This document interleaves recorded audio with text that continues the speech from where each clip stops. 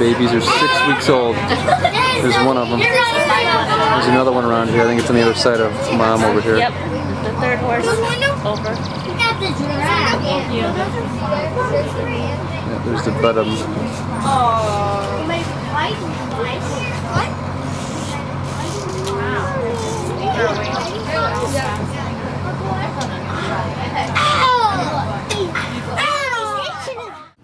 Deer species from China, and we found out that they're closer related to what is known as Chinese water deer. They're actually not one of them, but they have an interesting membrane in between their hooves that allows them to be able to swim a lot better. So they actually swim across these two pastures. We also have there's 9 subspecies of giraffe. Some people say there's 7, some people say there's 5. We have 3 subspecies here. And some people think we only have 2. We have our Maasai giraffe, our Rothschild, and our reticulated. They're all from East Africa and kind of live in the same areas. Let them get ahead of us. We want to get some good pictures. I know, I want to get a picture. You can see here with these giraffes, this is one of our fringe-eared oryx. And this is an animal that is in transition as far as our program goes. With zoos and other facilities like us, a lot of times these breeding programs go on, they bring the populations up, they fill zoos with them, zoos have them for a while, and then they stop breeding. And these are called our bantay. Here, these are an amazing animal. They do have several different conservation concerns, and one of them are people taking them out and domesticating them, or other rhinos from a glimpse. These guys are usually out a lot more. Please be careful leaning over. Don't lean over too much. These guys are our southern white rhinos, and this is one of our wild success herd animals that will eat the grasses down to the size that they like. We actually here, as a really special thing at the Wilds, we have the best, most successful rhino breeding in captivity that anybody in to keep out here in our pasture. From what I heard, they used to jump on trucks. They would sneak through gates real easily. So they keep them down there because it's just a lot easier. When we go down there tomorrow, we'll get to see a lot of that stuff and talk about those animals. These little umbrella areas are just because of the lack of trees that they have. They put those out there just to give them some shade. And sometimes they move our animals around, so sometimes our giraffes are in this pasture over there. The rhinos, of course, can come this way, as you can tell by the endangered species title. With those, we usually keep with our deer and all of our animals. We usually have a stud male that will stay with the females, and then we have little bachelor groups of animals that we keep other places. That he bribed an Imperial Guard, because these guys were only found in the Imperial Hunting Preserve at that time. They were gone from their natural environment, and he got some specimens, sent them back to Europe.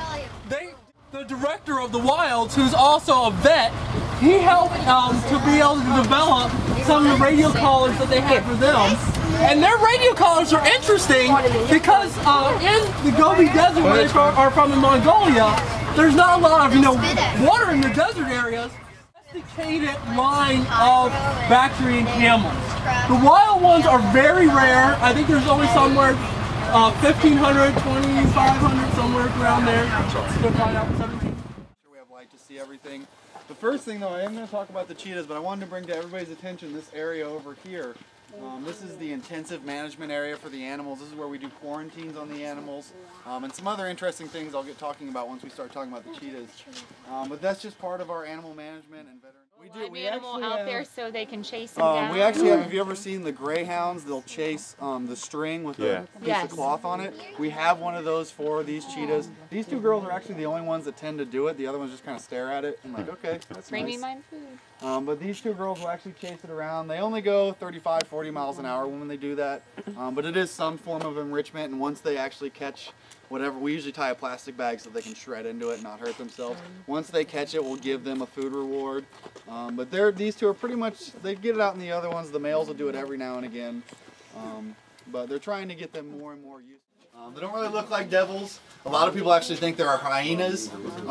The smallest hyena on average is actually bigger than any of these painted dogs is. And they do actually, since they don't bark like a domestic dog does, they'll make all kinds of other sounds, but they don't bark. And when you hear them making a lot of noise, as soon as all the other does in the line hear noise, they converge on whatever it is. And so they're pretty good. Ooh, there's a nice little jump there.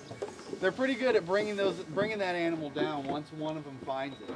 So that's their first hunting strategy. The second hunting strategy they use, this is actually my favorite one, is instead of getting in a big line, they're going to find a small copse of trees. So this area right in the middle here, instead of being surrounded by a walkway, this is all trees. They would get their whole yip yip, and they run all the back and forth, zigzagging, jumping over logs and digging stuff up. And eventually one of the animals is going to be like, I can't take it, I got to go. As soon as they bolt from the cover of the trees, there's 20 does waiting for them. And so they'll bring that down as well. So that's another very successful hunting strategy they have. You're not recording. There, now you're recording. I got a picture of two. I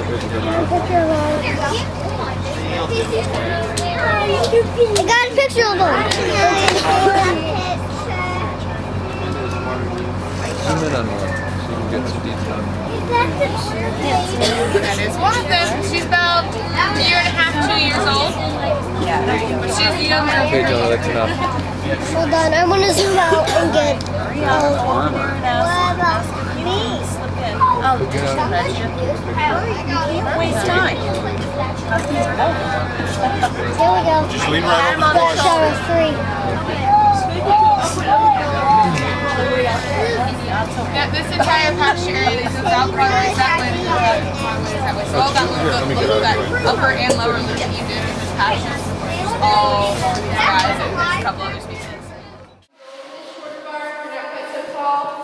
The other thing is, if he turns his head this way, sometimes his horn will come out either above this bar or down here like this, and he'll pitch in the shins. So you got to watch where his horn is, okay? So you guys are welcome to pet him while I tell you a little bit about the rhinos, but you just got to watch where all your fingers and toes and stuff like that. Oh, that's a shield. All right. Okay, here he comes. Yeah. Don't get pinched.